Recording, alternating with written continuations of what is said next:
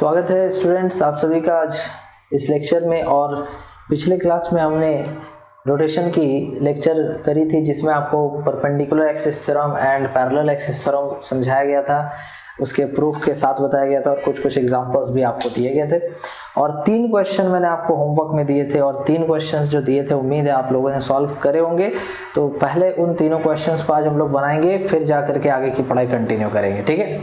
तो पहला क्वेश्चन जो तुम्हारा था वो पहला क्वेश्चन ये था कि आपके पास एक रेक्टेंगल था और इस रेक्टेंगल में इस वाली एक्सिस के अबाउट, डायगोनल के अबाउट आपको मोमेंट ऑफ इनर्शिया कैलकुलेट करके बताना था। ये 4 मीटर लेंथ का साइड और ये 3 मीटर लेंथ का साइड, ठीक है। तो 4 मीटर लेंथ का साइड, ये 3 मीटर लेंथ का साइड कैसे निकालोगे? तो इसके लिए तुम्हें समझना होगा दैट कि अगर तुम्हारे पास एक ट्राइंगल है, और तुम्हें इसकी मोमेंट ऑफ इनर्शिया कैलकुलेट करनी है, इसकी मोमेंट ऑफ इनर्शिया जो तुम्हें कैलकुलेट करनी है वो किस एक्सिस के अबाउट कैलकुलेट करनी है? वो मोमेंट ऑफ इनर्शिया इस वाले एक्सिस के अबाउट अगर कैलकुलेट करनी है, इसके अबाउट अगर ये ट्राइंगल घूमेगा तो, और ये हाइट h है और इसकी मास m है, तो इस एक्सिस के अबाउट इसका मोमेंट ऑफ इनर्शिया होता है mh²/6। कितना होता है? mh²/6। इसी को यूज करो। लेकिन बोलोगे सर ये रेक्टेंगल है और वो ट्राइंगल है, तो दोनों में कैसे यूज कर ले? उस ट्राइंगल वाले फॉर्मूला को इसमें कैसे यूज कर ले? तो ध्यान से देखो कि इसके 2 पार्ट्स हैं। ये वाली जो पार्ट है ये एक रेक्टेंगल है या ट्राइंगल है? ट्राइंगल है।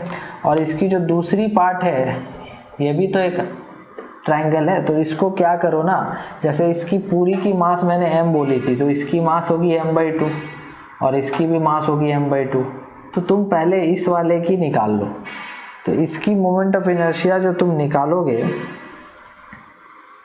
इस एक्सिस के अबाउट, तो तुम्हें ये हाइट अगर पता चल जाए और मास तो तुम्हें पता ही है, इसका मास तो तुम्हें पता ही है ना, मास कितना m/2 है, तो इसकी मोमेंट ऑफ इनर्शिया तो तुम निकाल लोगे I1 = m/2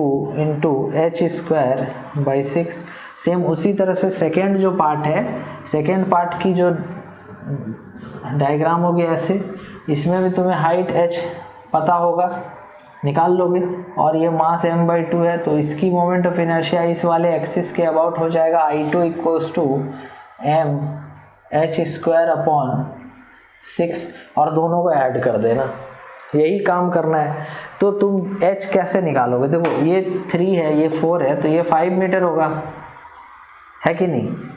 ये कितना होगा? 5 मीटर। अब एरिया अगर पूरे की लिखो, ठीक है, या हाफ ट्राइंगल की एरिया अगर लिखो तो हो जाएगा ½ × बेस 5 मीटर इंटू हाइट हमें नहीं पता is equal to length into breadth. 12 पूरा का है ना, तो आधा का 6 होना चाहिए। तो यहाँ से h आ जाएगा, h आ जाएगा 12/5। तो हो गया काम हमारा।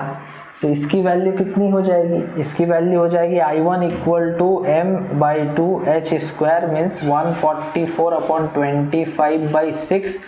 और उसी तरह से I2 की वैल्यू भी हो जाएगी m/2 × 144 144/25/6। अब दोनों को ऐड करो, तो I = I1 + I2 करो। सो I = कितना आ जाएगा? m, ये 2 और 2 मिलके 1 हो जाएगा और ये आ जाएगा 144m/150 25 × 6। ये आंसर होगा और उम्मीद है कि तुम लोगों ने इसे बनाया होगा और यही सही आंसर है। इसे नोट कर लो और तरीका एक बार फिर से देख लो। सबसे पहले क्या किया? सबसे पहले हमने ट्राइंगल का मोमेंट ऑफ इनर्शिया उसके बेस के अबाउट mh²/6 देखा, ठीक है। दूसरा कि इस रेक्टेंगल को 2 भाग में बांट दिया। एक बार I1 निकाल लिया बेस के अबाउट, फिर एक बार I2 निकाल लिया दूसरे ट्राइंगल का बेस के अबाउट, फिर दोनों को ऐड कर लिया। उसके लिए जो अहम चीज थी, जो जरूरी थी, h की वैल्यू निकालना, और h की वैल्यू निकालने के लिए हमने एरिया का यूज कर लिया। तो इस तरह से तुमने इसे बना दिया। अभी अगला क्वेश्चन जो मैंने दिया था वो देखते हैं, इसे नोट कर लो जल्दी से। नेक्स्ट क्वेश्चन मैंने दिया था, एक स्क्वायर प्लेट था तुम्हारे पास और उस स्क्वायर प्लेट की मास m थी, साइड a थी, और तुम्हें इस एक्सिस के अबाउट मोमेंट ऑफ इनर्शिया बताना था। ये एंगल था 15 डिग्री, ऐसे ये घूम रहा है, ठीक है। मास m है, साइड a है। तो याद करो कि तुम्हें 45 डिग्री वाला क्वेश्चन मैंने कराया था, जिसमें कि ये वाली एंगल 45 डिग्री थी, वो वाली क्वेश्चन मैंने तुम्हें करा दी थी। तो अगर वो क्वेश्चन मैंने करा दिया था तो सेम उसी कॉन्सेप्ट पे इसको भी बनाना है। तो कैसे बनाओगे, देखो तुम्हें पैरेलल एक्सिस थ्योरम यहाँ पे लगाना पड़ेगा। सबसे पहली बात, स्क्वायर प्लेट है, यहाँ पे पैरेलल एक्सिस थ्योरम लगाना पड़ेगा। तो पैरेलल एक्सिस थ्योरम का सबसे पहला पॉइंट क्या होता है कि एक ऐसा एक्सिस ऑफ रोटेशन हमें ढूंढना है जो कि इस एक्सिस के पैरेलल हो, साथ ही साथ वो सेंटर ऑफ मास से पास करे। तो इसके पैरेलल एक्सिस कौन होगा? क्या ये डायगोनल होगा? नहीं, ये डायगोनल नहीं होगा, बिकॉज ये 45 डिग्री के एंगल पे इंटरसेक्ट करेगा, लेकिन यहाँ पर तो 15 डिग्री है ना, तो इसलिए डायगोनल जो है ये इसके पैरेलल नहीं होगा। हाँ, वो अलग बात है कि डायगोनल सेंटर ऑफ मास से पास हो रहा है, बट वो इसके पैरेलल नहीं है, तो यहाँ पे नहीं लगा सकते। तो जो इसके पैरेलल होगा और सेंटर ऑफ मास से पास करेगा वो कुछ ऐसा होगा, समझ रहे हो? ये पैरेलल भी है और यहाँ पर एंगल है 15 डिग्री और ये सेंटर ऑफ मास से पास कर रहा है, तो इसके अबाउट ICOM मिल जाएगा और हमें दोनों के बीच की जो परपेंडिकुलर डिस्टेंस है वो निकाल देनी है। तो देखो, जो डायगोनल तुम्हारा होगा वो कौन होगा, और डायगोनल कौन होगा उसकी वैल्यू कितनी होगी, दोनों के बीच की परपेंडिकुलर डिस्टेंस निकालने के लिए उसका यूज होगा। समझ रहे हो बात? समझो, दिमाग लगाओ। रोटेशनल मोशन मैंने शुरू में ही बताया था कि मेहनत वाला चैप्टर है, मेहनत तो करना ही होगा। आएगा समझ में? तो अगर अभी तक तुमने सारे लेक्चर्स फॉलो किए तो मुझे उम्मीद है कि तुम्हें प्रॉब्लम नहीं आ रही होगी। अब जेई मेंस की तैयारी कर रहे हो भाई, तो इतना मेहनत नहीं करोगे, तुम्हारा रिजल्ट कहाँ से होगा? समझ रहे हो? तुम्हारा रिजल्ट नहीं होगा विदाउट परिश्रम के। तो इस वजह से तो देखो, यहाँ पर ये जो है ये डायगोनल नहीं है, लेकिन ये सेंटर ऑफ मास से पास कर रहा है और इस एक्सिस के पैरेलल है। इसके अबाउट पहले मोमेंट ऑफ इनर्शिया हम लोग निकाल लेते हैं। तो ध्यान से देखना कि मैंने तुम्हें ये भी पिछले क्लास में बताया था, एक्सप्लेनेशन दिया था तुम्हें, फिर से एक बार दे रहा हूँ। जैसे देखो, अगर ये एक एक्सिस है और ये दूसरा एक्सिस है, क्या ये दोनों 90 पे होंगे? हाँ, 90 पे होंगे। अगर हम इसे एक्स एक्सिस मान लेते, इसे वाई एक्सिस मान लेते, तो इसके परपेंडिकुलर जो होगा वो जेड एक्सिस हो जाएगा। तो हम लोग परपेंडिकुलर एक्सिस थ्योरम से जानते हैं ना, आई जेड इक्वल्स टू क्या होता है, आई एक्स प्लस आई वाई। अभी ये आई जेड की वैल्यू मैंने कराई थी, कितनी थी? ma²/6। और आई एक्स और आई वाई दोनों सेम टाइप के एक्सिस हैं, इसीलिए हम इसे लिख सकते हैं ट्वाइस ऑफ आई एक्स। इसका मतलब कि आई एक्स हो जाएगा ma²/12। ma²/12 मतलब कि ये जो ICOM है ये मिल गया, ma²/12 होना चाहिए। ठीक है, इसे मैं मिटा रहा हूँ। तो ICOM तुम्हें पता चल गया। अब रहा बात कि अगर पैरेलल एक्सिस थ्योरम लगाना है तो दोनों के बीच का परपेंडिकुलर डिस्टेंस निकालने से काम हो जाएगा। तो देखो, दोनों के बीच का परपेंडिकुलर डिस्टेंस कैसे निकाला जाएगा। सबसे पहले तो डायगोनल ये है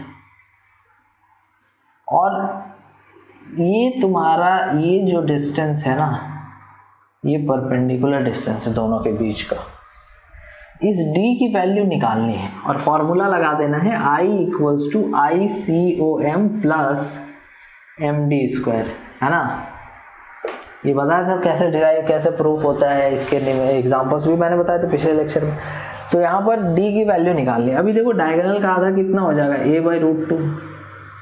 अच्छा, ये 45 डिग्री है, तो 45 प्लस 15 कितना हो गया, 60। मतलब कि ये 30 होना चाहिए, तभी तो 90 होगा, परपेंडिकुलर है। तो ये 30 हो गया। अभी ये हो जाएगा बेस, ये हो जाएगा परपेंडिकुलर और ये हो जाएगा हाइपोटेनस। तो बेस बाय हाइपोटेनस करोगे तो कितना लिखोगे, cos 30। कहने का मतलब कि d = हो जाएगा a/√2 cos 30, बोले तो √3/2 मीन्स √3a/2√2। ये तुम्हारा दोनों के बीच का परपेंडिकुलर डिस्टेंस आ गया, ICOM आ गया, रख दो उसमें।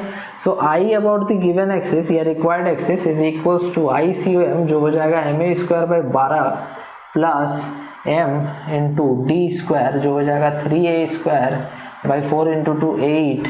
एलसीएम ले लो, 24 एलसीएम होना चाहिए, 12 दूनी 24, 2ma² प्लस 8 × 24, 3 × 9, तो 11 ma²/24 तुम्हारा आंसर यहाँ पर आएगा।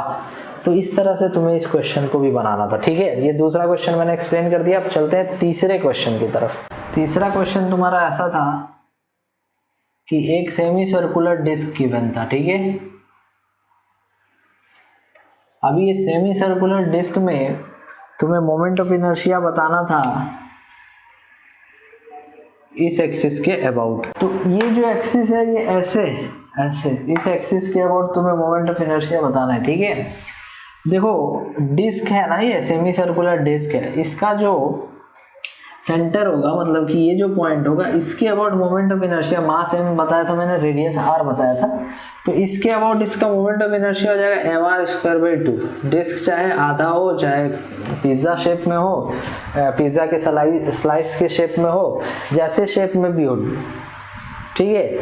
अगर प्लेट है, आर्क है, या जैसा भी है, तो उसके सेंटर के अबाउट आपको mr²/2 ही लिखना है। अब बोलोगे सर ये तो आपने बताया था पूरा डिस्क के लिए mr²/2 होता है, तो डिस्क आधा भी हो तो भी mr²/2 ही लिखना है। अभी डिस्क अगर एक पिज्ज़ा के स्लाइस के शेप में ऐसा हो तो भी mr²/2 ही लिखना इसके अबाउट, समझ रहे हो, सेंटर के अबाउट। तो ये याद रखना, तुम्हें बहुत जगह पर ये काम आएगा, ठीक है। तो चलो, तो यहाँ पर इस एक्सिस के अबाउट हमें मोमेंट ऑफ इनर्शिया पता है, लेकिन इस डिस्क का सेंटर ऑफ मास ये नहीं है जो तुम इसके और इसके बीच पैरेलल एक्सिस थ्योरम लगाने का अगर सोच रहे हो तो ऐसा करना मत। क्यों नहीं करना? बिकॉज तुम्हारा पैरेलल एक्सिस थ्योरम लगाने के लिए जो सिचुएशन, जो क्राइटेरिया मैंने तुम्हें पढ़ाया था उसके अकॉर्डिंग अगर देखोगे तो ये जो पॉइंट है ये है, ये सेंटर ऑफ मास नहीं है। इस डिस्क का centre of mass semi circular है, यहाँ कहीं पर होगा। तो वो कैसे निकालते, तो वो सेंटर ऑफ मास में मैंने पढ़ाया, जाके देखना वो लेक्चर, ठीक है। तो इसके अबाउट तुम्हें सेंटर ऑफ मास मिलेगा, इस पॉइंट के अबाउट सेंटर ऑफ मास मिलेगा, इसके अबाउट मोमेंट ऑफ इनर्शिया निकालोगे और इन दोनों के बीच में पैरेलल एक्सिस थ्योरम लगाओगे। यहाँ से यहाँ नहीं लगाना, समझ रहे हो। और इसके बीच की जो डिस्टेंस होगी ना, ये d हो जाएगी, मास m है, रेडियस r है। तो देखो तुम पहले क्या करो ना, तुम इस पॉइंट और इस पॉइंट के अबाउट लगा दो centre of mass, means a ले लो पॉइंट, और ये पॉइंट b ले लो, और ये पॉइंट c ले लो। तो यहाँ पर हम लोग क्या कर रहे हैं, यहाँ पर अप्लाई कर रहे हैं, तो अप्लाइंग पैरेलल एक्सिस थ्योरम,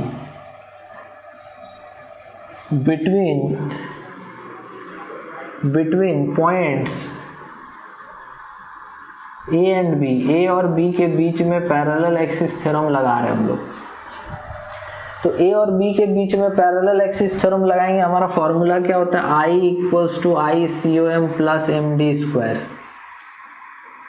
तो I तो हमें पता नहीं है, पता है कितना है mr²/2, लेकिन ICOM हमें नहीं पता है, तो ICOM नहीं पता, प्लस MD।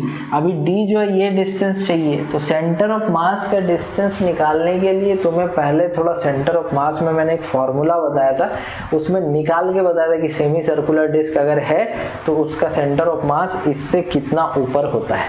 तो वो कितना ऊपर होता है, 4r/3π, मतलब कि यहाँ से A और B के बीच का डिस्टेंस हो गया 4r/3π, है ना। तो यहाँ से ICOM मिल जाएगा, ICOM हो जाएगा mr²/2 - 16 mr²/9π²। ये तुम्हारा moment of inertia about the centre of mass है। अब तुम इसके और इसके बीच में लगा दो पैरेलल एक्सिस थ्योरम। तो अगला कंडीशन जो हम लोग यहाँ लिखेंगे, क्या लिखेंगे, applying parallel axis theorem between points C and A। तो I अबाउट C निकालना है, इक्वल्स हो जाएगा I centre of mass plus MD²। I centre of mass कितना है, mr²/2 - 16 mr²/9π² plus m into distance. देखो ये डिस्टेंस कितना हो जाएगा, टोटल यहाँ से यहाँ तक r है ना, इसमें घटा दो, सो r - 4r/3π का होल स्क्वायर, यही तुम्हारा आंसर हो। अब तुम इसे आगे सॉल्व करो, ये तुम्हारी मर्जी है, बट ये तुम्हारा जो है ना moment of inertia about C आ जाएगा, ठीक है। तो ये 3 क्वेश्चन मैंने तुम्हें पिछले क्लास में दिए थे। अब आगे की पढ़ाई करते हैं और फिर हम लोग आज देखेंगे, क्या देखेंगे, मोमेंट ऑफ इनर्शिया। मैं तुम्हें एक रॉड दूंगा, ठीक है, जो रॉड होगा L शेप्ड में, और उसके एक एक्सिस के अबाउट तुम्हें मोमेंट ऑफ इनर्शिया निकालने सिखाता हूँ, ठीक। उसके बाद तुम्हें कुछ कैविटी के प्रॉब्लम्स बताऊंगा, अभी ये बच्चे सोच रहे हैं सर कैविटी की प्रॉब्लम्स, वो कैविटी जो दांत में होती है वो वाली कैविटी नहीं, तुम्हारे पास मान लो कि स्फीयर है, वो खोखला है अंदर से कुछ पार्ट उसका, तो उस केस में मोमेंट ऑफ इनर्शिया वगैरह कैसे निकालते हैं उसकी बात करेंगे। जैसे कंपाउंड बॉडीज कहने का मतलब हो गया कि मान लो तुम्हारे पास एक एल शेप्ड रॉड है इस तरह से, ऐसे, ठीक है, ये एल शेप का रॉड है ना। अभी तुम्हें मोमेंट ऑफ इनर्शिया बताना है इस एक्सिस के अबाउट। अभी दोनों रॉड की मास m है, दोनों की मास m और दोनों की लेंथ l, सेम एक टाइप का रॉड है। तो वो जो एक्सिस तुम्हें दिखाया है ना, जैसे ये एल शेप्ड का रॉड ऐसे बनेगा, ऐसे, ठीक। अभी एल शेप्ड का रॉड ऐसे बनेगा और यहाँ पर एक्सिस ऐसे जाएगा, इधर इधर दीवार में घुसता हुआ ऐसे। तो इस तरह से तुम्हें दिया हुआ है, इसके अबाउट तुम्हें मोमेंट ऑफ इनर्शिया बताना है, कैसे करोगे। तो देखो तरीका क्या रहेगा कि हम दोनों बॉडीज के लिए एक एक करके निकाल लेंगे उस एक्सिस के अबाउट और उस मोमेंट ऑफ इनर्शिया को ऐड कर देंगे। मतलब कि इसके लिए भी मोमेंट ऑफ इनर्शिया उसी एक्सिस के अबाउट निकालेंगे और इसके लिए मोमेंट ऑफ इनर्शिया उसी एक्सिस के अबाउट निकालेंगे और इनको ऐड कर देंगे, हमारा काम हो जाएगा। क्लियर है? जैसे देखो, हाँ देखो, यहाँ पर तुम्हारा मोमेंट ऑफ इनर्शिया अगर इसके अबाउट पूछा जाए तो फटाक से बोलोगे, क्या बोलोगे? ml²/12 होता है सर। ठीक है, अभी देखो कि ये जो एक्सिस है ये सेंटर ऑफ मास है, पहला रॉड का काम हो रहा है, 1 रॉड का काम हो रहा है, अभी 2 का काम नहीं कर रहा मैं, तो 1 रॉड का काम कर रहा हूँ। तो देखो यहाँ पर जैसे इस एक्सिस के about moment of inertia ml²/12, अभी ये सेंटर ऑफ मास से ही पास कर रहा है और ये एक्सिस इसके पैरेलल भी है, मतलब इन दोनों के बीच की पैरेलल डिस्टेंस निकाल दो और पैरेलल एक्सिस थ्योरम लगा दो। नहीं समझे? तो देखो यहाँ से लेकर के यहाँ तक की डिस्टेंस कितनी होगी, तो चूंकि ये L है और ये L/2 है तो ये होगा L² प्लस L/2 का होल स्क्वायर का root, means L² plus L²/4 means 5L²/4 का रूट, मीन्स √5L/2। तो मोमेंट ऑफ इनर्शिया इसकी उसके अबाउट कितनी हो जाएगी? I1 = ICOM plus md²। तो ICOM कितना है?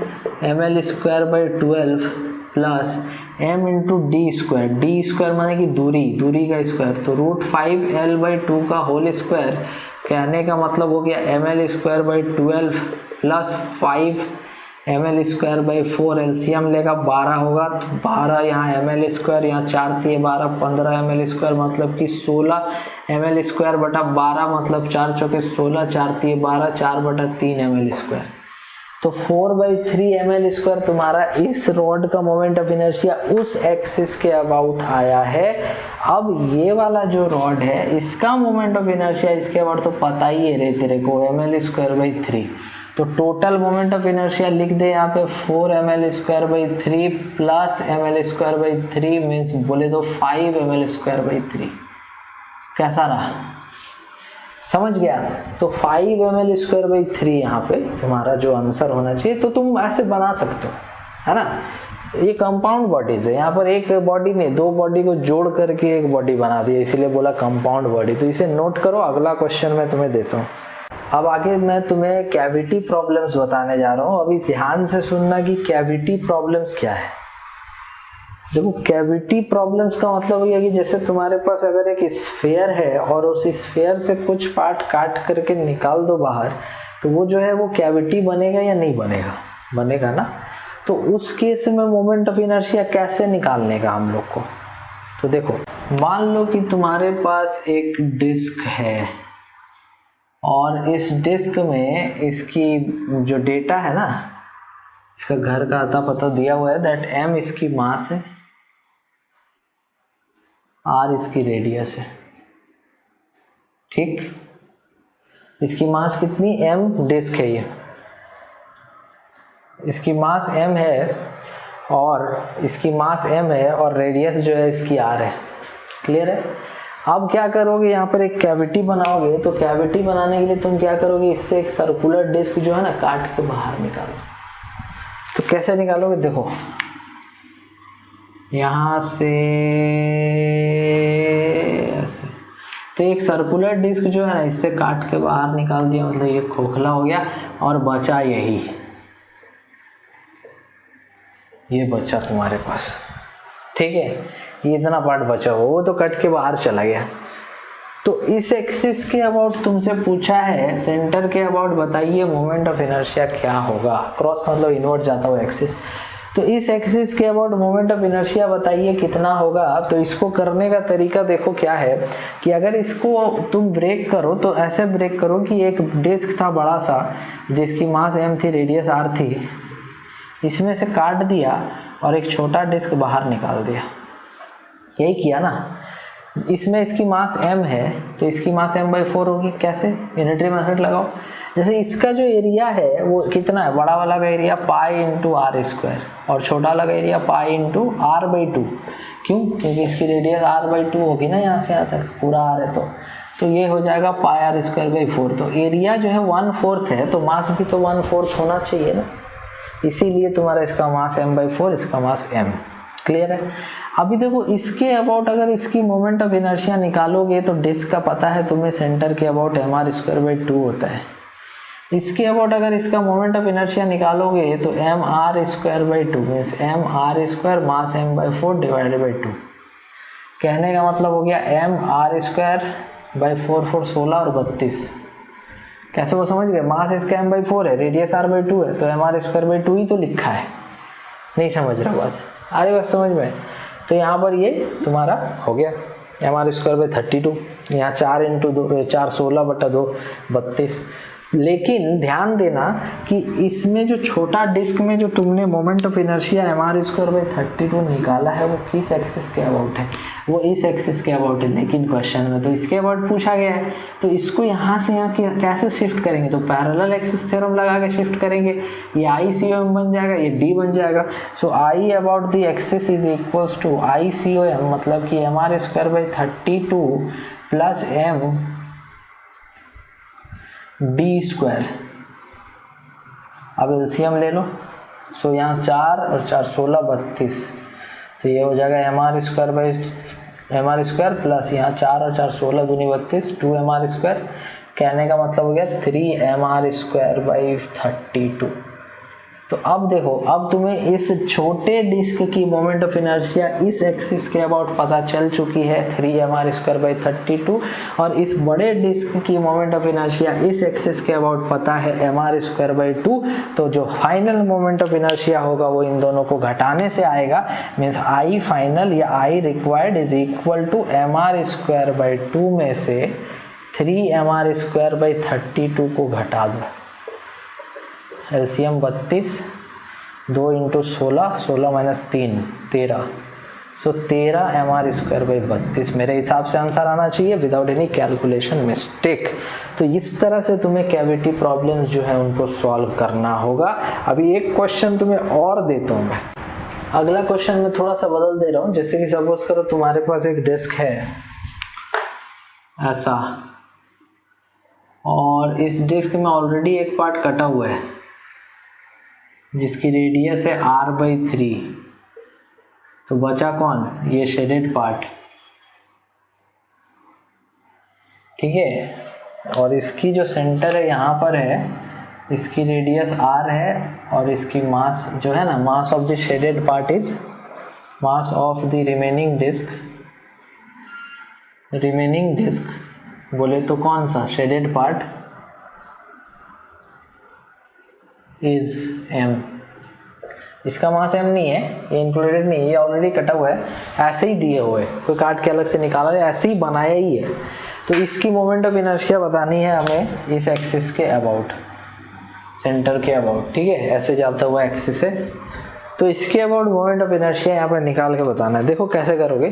सबसे पहले तो यहाँ पर ध्यान दो कि जो डिस्क है बड़ी वाली, इसकी मोमेंट ऑफ इनर्शिया इस एक्सिस के अबाउट कितनी होगी? mr²/2 नहीं। देखो क्यों नहीं होगा? बिकॉज ये जब तुम बड़ा डिस्क ले रहे हो ना, तो ये पूरा डिस्क है, कंप्लीट डिस्क है, और इसकी मास m नहीं है, मास इसको हटा करके m है। तो देखो तुम्हारा जो एरिया है बड़ा डिस्क का वो है पाई r², इसके लिए मास m है क्या? नहीं। इसके लिए मास मान लो कितना है x, समझ रहे हो। तो 1 के लिए कितना हो जाएगा, 1 के लिए हो जाएगा x by pi r square. तो इसका एरिया कितना है, तो इसका एरिया तुम्हारा है पाई इंटू आर बाई 3 का square. So x by pi r square into pi r square by 9, मतलब कि x बाई 9। अरे बस समझ में। तो आपको यहाँ पर जो मास दिया हुआ है वो एक्चुअल में x minus x by 9 equal to m दिया हुआ है। आई बात समझ में क्या किया, थोड़ा दिमाग लगाओ ना। ये जो बड़ा डिस्क पूरा कंप्लीट डिस्क है, ये कंप्लीट डिस्क जिसकी रेडियस हमने r ली है, यहाँ पे ये डिस्क r है, मास इसकी हमें x ले ली, तो इसकी पाई आर स्क्वायर की मास x है। तो ये छोटे डिस्क की एरिया कितना है, पाई आर बाई 3 का होल स्क्वायर, तो इसकी मास x बाई 9 है, क्योंकि एरिया तुम्हारा 1/9 चला जा रहा है, तो मास 1/9 होना चाहिए। तो अगर पूरा बड़ा डिस्क विदाउट एनी कैविटी अगर मास x है, तो छोटा डिस्क का जो कैविटी बन रहा है इसका मास कितना होगा, x बाई 9। तो बड़ा डिस्क में से अगर x बाई 9 घटाए तो वो गिवन है m। ये समझ आया क्या है, थोड़ा दिमाग लगाओ यहाँ पे। तो ये m दिया हुआ है। तो अब यहाँ से 9 minus 1 8x by 9 means 9m means x equals to 9m by 8। तो इसकी मास हो जाएगी 9m बाई 8, ठीक है, 9m बाई 8। इसमें से घटाना है छोटा डिस्क को जिसकी मास कितनी है x बाई 9, कहने का मतलब m बाई 8, ठीक है। 9m by 8 minus m by 8, m आएगा ना, इसलिए। तो इस तरह से देखो। अब ध्यान दो कि इसकी मोमेंट ऑफ इनर्शिया सेंटर के अबाउट तो आराम से निकाल देंगे, mr स्क्वायर बाई 2, तो m हो गया 9m by 8 r square by 2। अब छोटे डिस्क की मोमेंट ऑफ इनर्शिया इसके अबाउट लिखोगे तो mr square by 2 means m by 8 r by 3 का होल स्क्वायर डिवाइडेड 2। लेकिन मोमेंट ऑफ इनर्शिया तो इसके अबाउट चाहिए, तो यहाँ से ले करके यहाँ तक जो है ना शिफ्ट कर दो एक्सिस को पैरेलल एक्सिस थ्योरम से, तो दोनों के बीच का डिस्टेंस निकालने से काम हो जाएगा। अभी ये पूरा यहाँ से यहाँ तक r है, उसमें ये r बाई 3 है, means r minus r by 3 2r by 3 shift करना पड़ेगा। तो यहाँ पर जो मोमेंट ऑफ इनर्शिया आएगा गिवन एक्सिस के अबाउट वो आएगा ICOM plus md square, ICOM plus md square. तो m है m बाई 8 और d है तुम्हारा r minus r by 3 2r by 3 का स्क्वायर, ठीक है, इतना लिखो। इसके बाद देखो इसको लिख दोगे mr square divided by 9 into 2 18 into 8 144 plus, तो ये हो जाएगा 4mr स्क्वायर बाई 9 इंटू 8 72। अभी एलसीएम ले लो, तो एलसीएम तुम्हारा आ जाएगा यहाँ पर कितना एलसीएम आ जाएगा, तो एलसीएम आ जाएगा 72 है 144 है, 144 एलसीएम होना चाहिए, और यहाँ mr स्क्वायर और plus 4 into 72 into 2 8 plus 1 9 mr square by 144। अभी इसे 3 से कैंसिल करो, 3 3 9 3 mr स्क्वायर डिवाइडेड बाई 3 चौके 12 और 3 8 3/48, फिर 3 से जाएगा।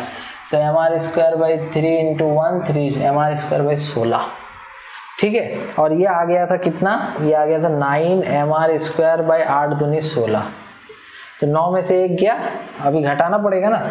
इस डिस्क का मोमेंट ऑफ इनर्शिया हमने इसके अबाउट निकाला कितना 9 mr स्क्वायर बाई 16, और इस छोटे वाले कैविटी का मोमेंट ऑफ इनर्शिया इसके अबाउट निकाला mr स्क्वायर बाई 16। तो फाइनली जो मोमेंट ऑफ इनर्शिया जो मेरा आंसर आएगा वो आ जाएगा दोनों को सब्ट्रैक्ट करके, तो आई फाइनल या I required is equal to 9 mr square by 16 minus 9 mr square by 16 minus mr square by 16।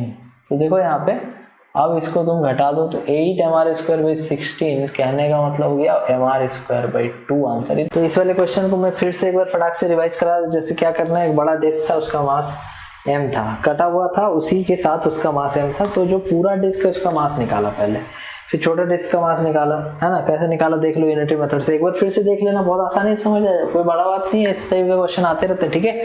तो फिर इसका मोमेंट ऑफ इनर्शिया इसके अबाउट निकाला और दोनों को सब्ट्रैक्ट कर दिया, बड़े डिस्क का मोमेंट ऑफ इनर्शिया निकाला उसके सेंटर के अबाउट, फिर छोटे डिस्क का मोमेंट ऑफ इनर्शिया इसी के अबाउट निकाल के घटा दिया, आंसर आ गया mr स्क्वायर बाई 2।